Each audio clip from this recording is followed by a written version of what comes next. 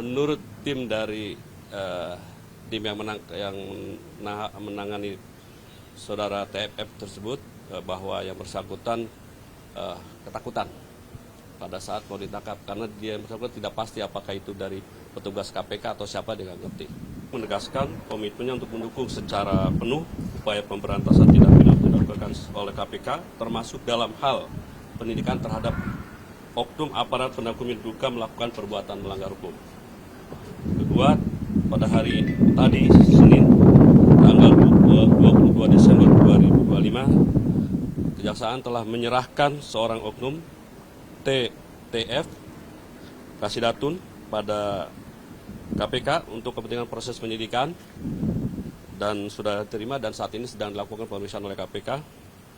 Penyerahan tersebut merupakan bentuk sikap kooperatif dan transparan kita, sekaligus wujud nyata komitmen institusi dalam mendukung langkah-langkah penegakan hukum dan upaya bersih-bersih internal guna menjaga marwah dan integritas Prof. Adiaksa. Kejaksaan menegaskan bahwa institusi tidak akan menghalangi, mengintervensi, maupun memberikan perlindungan kepada siapapun yang diduga terlibat dalam tindak pidana korupsi. Setiap proses hukum sepenuhnya diserahkan kepada aparat penegak hukum yang berwenang. Dan pada kesempatan ini, selain penyerahan kepada KPK, Kejaksaan Agung juga hari ini menetapkan mantan Kepala Kejaksaan Negeri Enrekang di wilayah Kejaksaan di Sulawesi Selatan, inisial P, dan saat ini menjabat sebagai Kepala Kejaksaan Negeri Bangka Tengah dengan dugaan tindak pidana korupsi, penerimaan uang kurang lebih 840 juta bersama dengan inisial SL. Penanganan perkara ini dilakukan secara berjenjang setelah adanya laporan dari masyarakat, ditindaklanjuti oleh tim intelijen yang kemudian ditindaklanjuti oleh tim pengawasan Kejaksaan Agung dan diserahkan kepada bidang pidana khusus.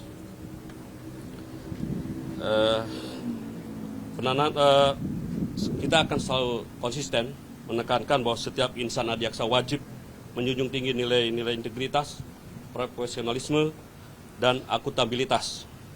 Apabila terdapat oknum yang mencederai kepercayaan publik, maka akan ditindak tegas sesuai dengan peraturan undang-undang yang berlaku.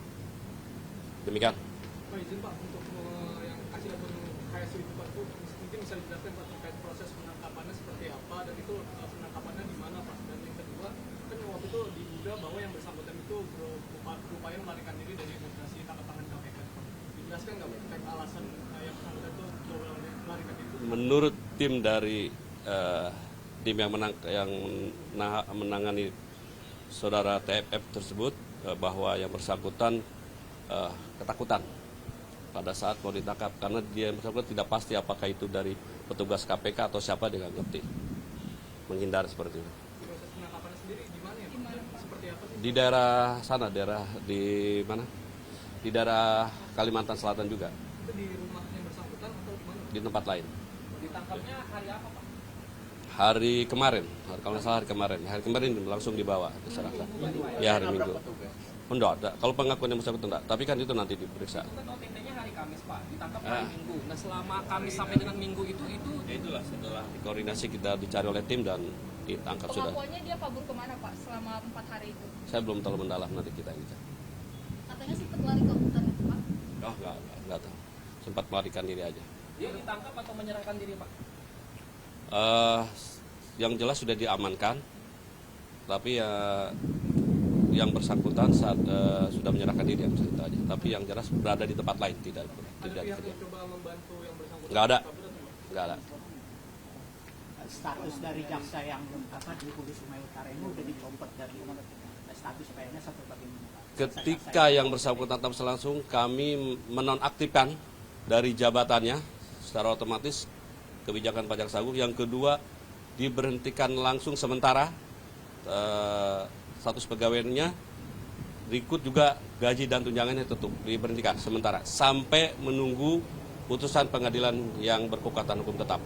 Pak, untuk dari Bekasi, Pak Edi Suparman bagaimana perkembangannya, Pak? Nggak Yang ada. sampai saat ini kan rumahnya sudah disegel oleh KPK. Oh, nggak ada. Hah? Nggak ada. Nggak ada. Itu. Kan dicabut kan, nggak ada. Oh, siap. Udah dibuka kembali, Pak. Udah, nggak ada. Silakan ditanya ke KPK. Kan kemarin OTT KPK hanya menetapkan itu aja ke Bupati dan kawan-kawan. Pak, Oke. terkait OTT di Banten, KPK mengatakan kejaksaan dulu mengeluarkan sprindik. Boleh kita tahu tanggal berapa sprindik ini dikeluarkan oleh Kami keluarkan tanggal 17 17 ya, Desember. Desember. Ya. Kasus lain Pak, besok Nadiem bersedia datang ya Pak di pengadilan Pak? Kalau menurut informasi dari penuntut umum bahwa berdasarkan keterangan dokter yang bersangkutan sudah sehat dan bisa melakukan aktivitas kembali. Namun demikian nanti kita lihat perkembangan besok. Pak, terkait yang jaksa yang di Bangka tadi Pak yang ditetapkan sebagai tersangka itu kasusnya terkait penerimaan uang kan Pak ya? Itu kaitannya penerimaan uang apa itu Pak? Dalam penanganan perkara Basnas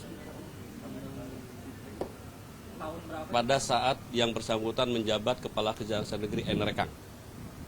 Kami mendapatkan laporan pengaduan, kita segera tindak lanjuti, tim intelijen langsung turun.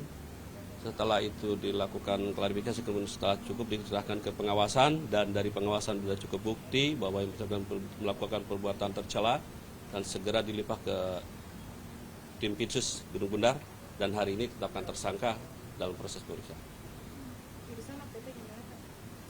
Kita masih menunggu hasil dari Interpol yang di Liong. Kalau dari sini kan sudah diteruskan. Ada target nggak sih? Kan ini proses sidangnya juga. Kita sedang mengkaji nanti dengan jalur hukum yang lain. Nanti kita kaji dulu, tapi sementara kita menunggu dulu dari permohonan red notice kita ke Interpol. Pak, satu lagi Pak. Terkait investasi Google ke Gojek itu kan disebut tuh di dakwaan Pak, itu sebenarnya kelanjutan pengusutannya gimana Pak? Itu masih didalami oleh tim teman-teman dari penyelidik di Gunung Bundar ya. Pak, sisa penggantian kerugian negara pemberian fasilitas ekspor yang kemarin kan 13,2, tersisa 4 triliun ini kapan dikembalikan lagi Pak? Apanya? Yang sisa pemberian fasilitas ekspor kemarin, yang 4 triliun lagi dari 13,2 triliun itu, Oh, yang belum dibayarkan. yang belum dibayarkan kapan rencananya Pak? Sedang dalam penagihan. Nanti kita lihat dalam waktu dekat kita umumkan ya. Pokoknya prinsipnya apa yang terjadi dengan Korps Adi Jaksa saat ini, pimpinan meminta kepada jajaran Adi Jaksa tetap semangat melakukan penegakan hukum dan tetap menjaga soliditas dan lakukan penegakan hukum dengan benar, dengan adil, sesuai hukum acara, dan tidak menzolimi, menjaga integritas, dan menjaga marwah institusi keluarga. Baik. Kalau penegasan lagi Pak soal kasih datang tadi Pak, dia yang langsung datang ke pihak kejaksaan atau pihak kejaksaan yang langsung? Kejaksaan yang mengamankan. Berarti kejaksaan yang nangkep ya? Yang mengamankan. Ada lagi? Cukup? Berarti yang Ya. di Bangka Selatan juga langsung diberhentikan sementara Pak? Langsung diberhentikan. Saat ini nanti langsung diberhentikan. Dan saat ini dalam pemeriksaan di Gedung Bundar. Sekarang Pak? Ya. Hari ini pagi ini diperiksa setelah selesai dari pengawasan diperiksa oleh Pitsus langsung. Hanya baru satu tersangka ya Pak? Sudah ada yang bersama-sama inisial SL. Sebagai apa dia Pak? Sebagai tersangka juga. Maksudnya Menerima. atribusinya? Dia menerima bersama-sama. Ada lagi? Jaksa Bukan. Oke. Sementara itu ya. Subscribe, share, like, and comment. Subscribe, share, like, and comment. Subscribe, share, like, and comment. Subscribe, share, like, and comment. Subscribe, share, like, and comment.